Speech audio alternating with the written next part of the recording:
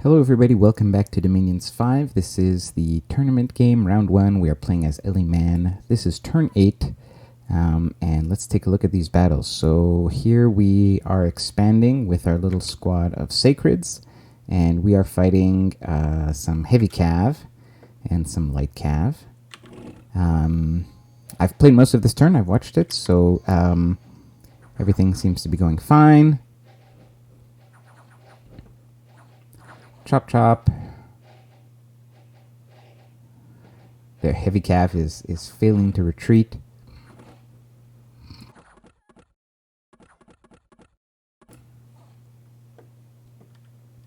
Everything looks good except Robin the Lord Warden got profuse bleeding, unfortunately, through some really bad luck.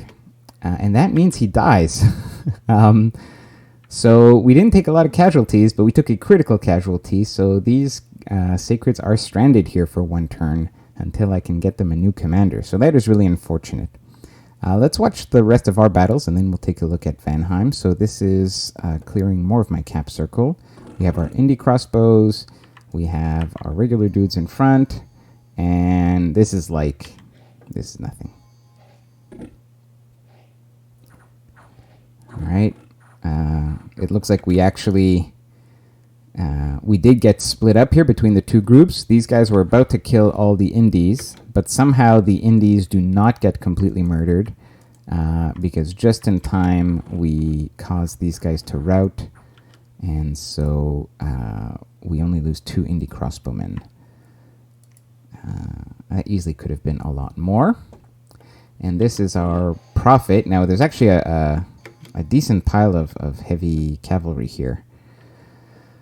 And actually, you know, now in hindsight, I should have put these spearmen in front to absorb the shock, because even though none of my guys died to the initial charge, these guys took so much damage that afterwards, as the rest of the cavalry surrounded them, I did lose a lot on the flank, and then I lose even more guys on the flank. So this wasn't great scripting. I should have had my my spearmen in front as sacrificial pawns. So we do lose 5 wardens, which was honestly, and 2 defenders, which was avoidable. And finally, let's take a look here. Now this was surprising. Well, first of all, we have no idea what his bless is, because although this commander is sacred, he cannot bless himself. And he's expanding with these Einheirs, which are fantastic units. High protection with Berserker 5, so they get even more ridiculous protection. So if we look... Okay, he's Berserk now. No, he's not. He's Berserk. He got Battle Fright, but that doesn't matter. So now he has 19 protection.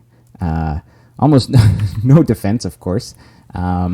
But very high attack skill, very high damage weapons. So these are super killy troops and not super easy to take down. Of course, they have no shields. So crossbows are good against these, except they do cause them to become Berserk. So you're kind of like charging them up as you're killing them. So this probably chews through almost every kind of expansion. This was a pretty big heavy cav province, however. So he is taking a number of casualties just because, you know, they still only have like 12 hit points. But they are very killy, and they do in fact kill a lot of stuff. So he takes a lot of casualties. He loses 9 of his 17 Einheirs, but he takes out, you know, this is a pretty nasty province. 13 heavy cav and 17 heavy infantry. What surprises me is the location, right? This is sort of like Satis's little box here. So he's being pretty brazen and pretty aggressive towards Satis, which honestly is not doesn't bother me too much. If he moves here, then as I alluded to in the last episode, I won't tolerate that. Like Satis is up here. Midgard is up here. There's no way I'm letting him 1, 2, 3, 4 take something 4 away from his cap. That is only 2 away from mine. So I don't expect he will. I expect he'll go back. If he does take this, I'll just send a message like, I'm sorry, that's you're not keeping that. And this army is going to be more than capable of taking on the few Einheirs he has left. I mean, he could do a massive PD dump. That is actually something that is a possibility.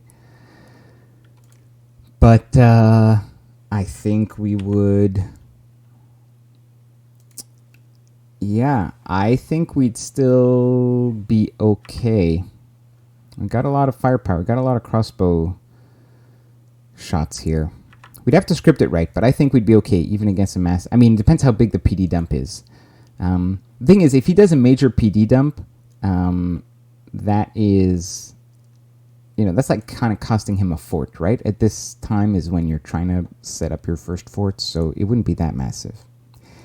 Anyways, that's speculation. We'll see about it next turn. So, our stranded wardens over here, I am recruiting an indie mounted commander to be able to pick them up next turn.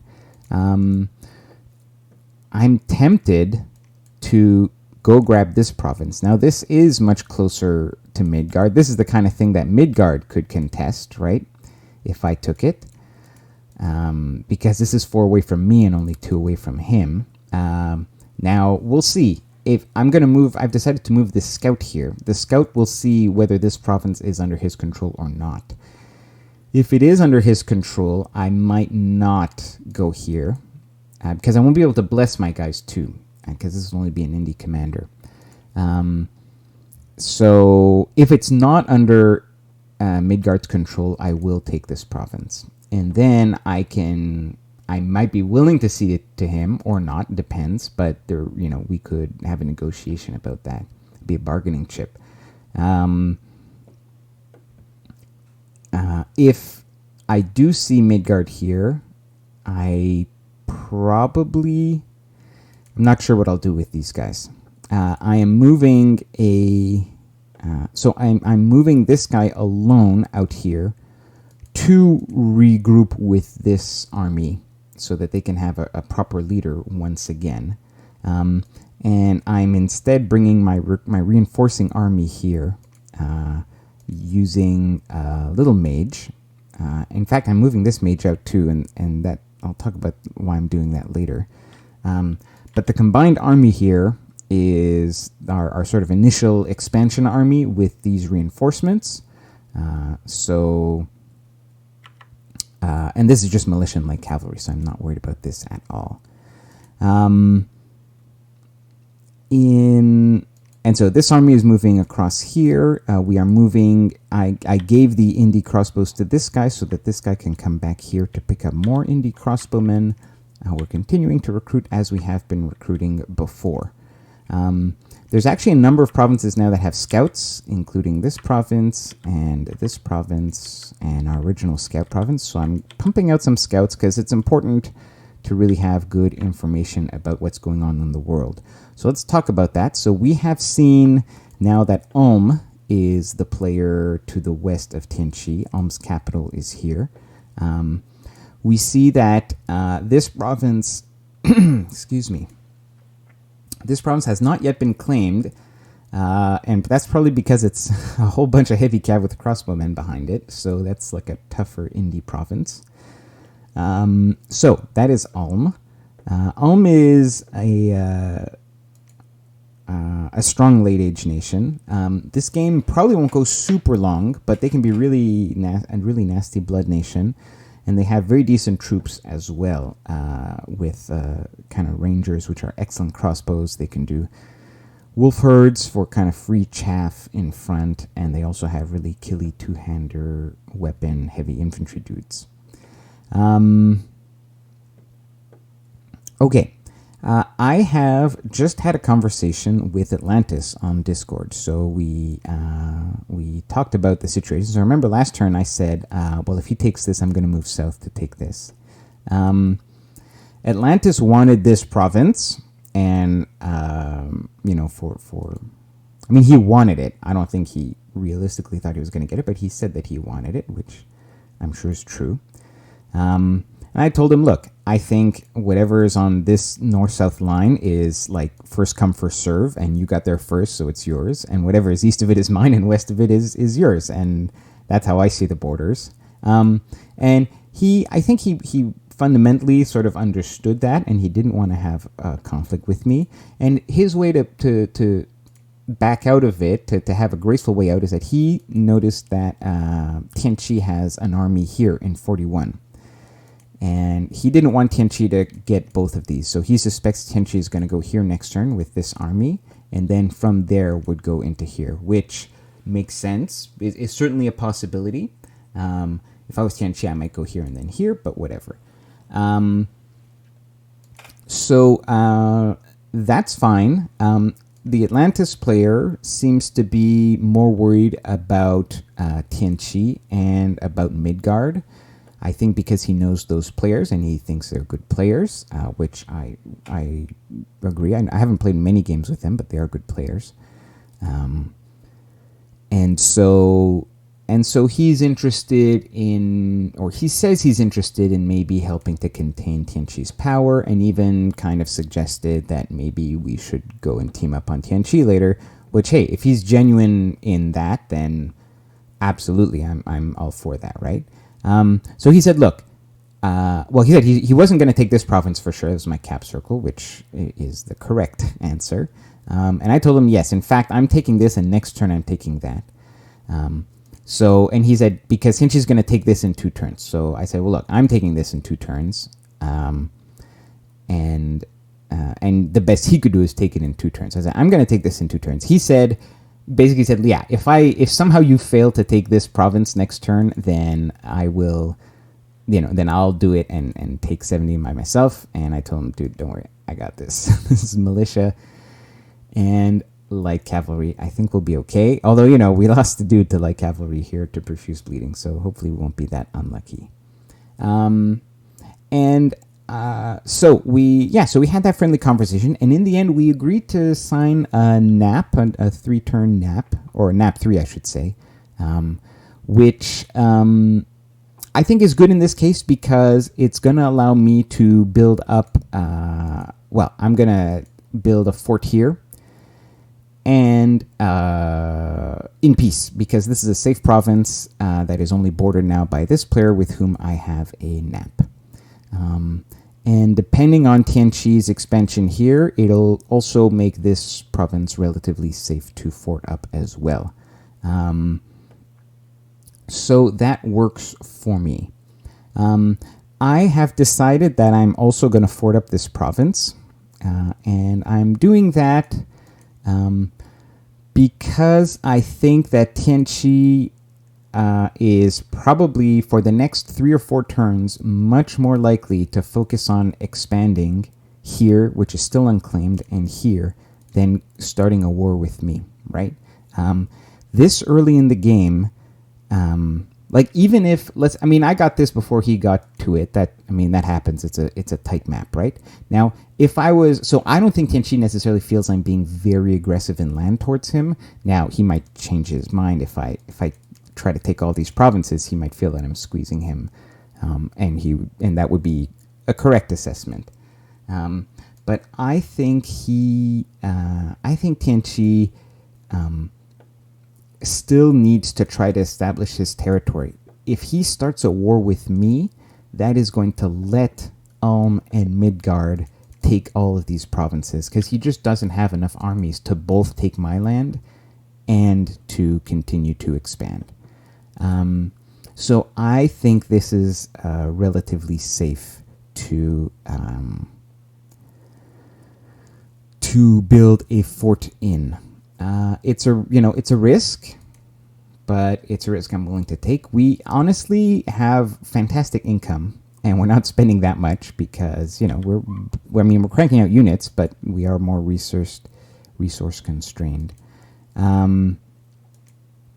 So we are going to go ahead and build this palisades, and I'm also going to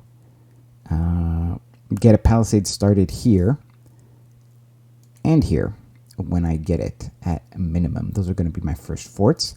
I think we'll have to wait for the dust to settle in this area here, but these are all also potential fort locations for me as well.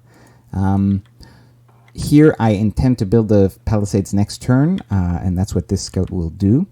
Now I haven't quite finished playing this turn yet, so let's go through and make sure all my micro is set. Right. Okay, so let's script this properly. This is militia and light cav. Let's have these guys be on hold on, attack closest. That's fine. These guys, yeah, fire archers. Maybe they'll hit some of the light cav early and get lucky on a commander, get a rout, and then these guys are also going to be on hold and attack closest. We'll just put him in a blob in front because this commander can't make him go in a nice line. This guy is just going to stay back. I'm going to have him stay way back and do cast spells. And this guy's one. Now, why have I brought this guy? And in fact, I need to give him air gems. So I'm not going to give him air gems. I'll give them to this guy.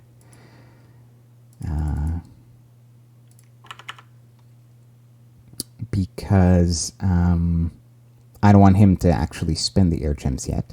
The air gems will be for next turn. Next turn, I'm going to take... I'm going to use this army to attack this province. And there's a possibility that Tianchi also tries to attack this province. So there's a possibility that we bump. And his army is going to have, heavy cav and some sacreds.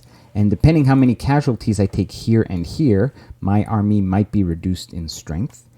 So in addition to clever scripting to protect my guys from hold and attack rear shenanigans, we are going to be summoning some air elementals, which we will have next turn. They're not big air elementals, but they're still air elementals. And air elementals are great at just jumping in the back and killing their commanders. And just being annoying in general. So that is what we are going to do. And this means... so. One option I have next turn, assuming that I take this successfully, and that Tianchi does in fact have this province, is we could open up a line of communication and kind of agree, and I can tell him, look, I'm taking this or whatever, right?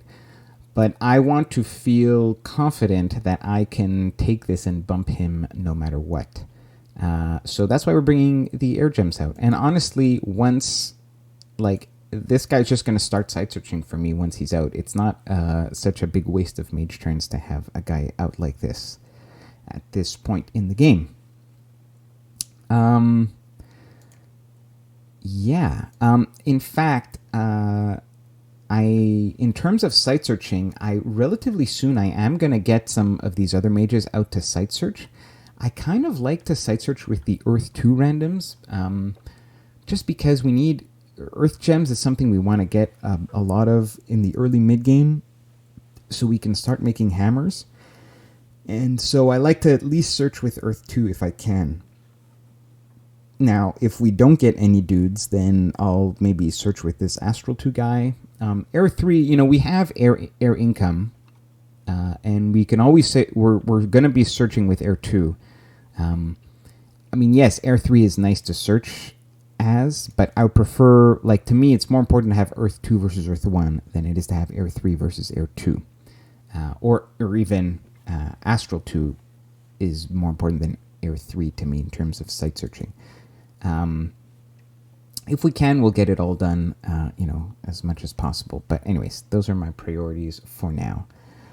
Okay, so we have confirmed this. Now, I'm going to put a bit more PD in here, but let's finish the rest of the micro here. So...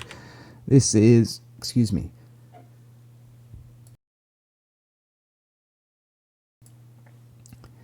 All right, this is done. Unfortunately, my prophet got diseased.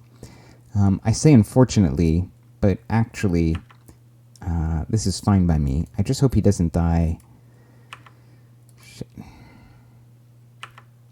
It's going to lose a tenth of his hit points. Well, we're still in my dominion. This prophet is going to die maybe soon.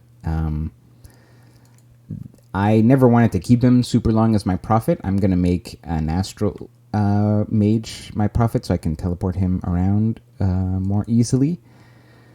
But yeah, that is That is unfortunate. We do have a commander here who can bless. So let's have him just make sure, in case this guy just dies instantly, I do want to have my guys blessed otherwise. Okay. Here we're just picking up dudes, right? Here we're just moving. So there's no more combat to script. Recruitment here. Good. Okay, let's dump some PD here. What? This is okay PD. I'm not actually doing a 30 PD here. But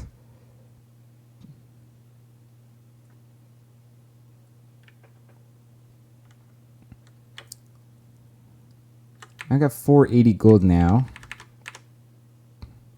Yeah, I'll spend 200 gold to bring this up to 20 PD. To get an extra, to get an extra commander here. If he raids with, just because it's so easy for him to do a hold and attack rear raid, with this size of a blob and with 2 commanders, it is more likely that at least one of the commanders will survive and there won't be a full rout. And, there's actually a decent amount of crossbows that can actually shoot down some of those raiders. So this is better than nothing. And for 200, and also this is going to protect me against, I have misfortune, so there could be like a random barbarian attack here. So this, I'm not at all opposed to investing in PD. In this game, I'm going to invest in PD a lot more than I usually do, just because we have more money than we usually do with this. It's late age, there are high income provinces, we're going to have like citadels everywhere. We're going to have a lot of money, so it's going to be important that we spend it as best we can. Okay, I think that's it for now. Our research is queued up properly, evocation, thaumaturgy, and I think that is all for now. So see you guys later. Take care.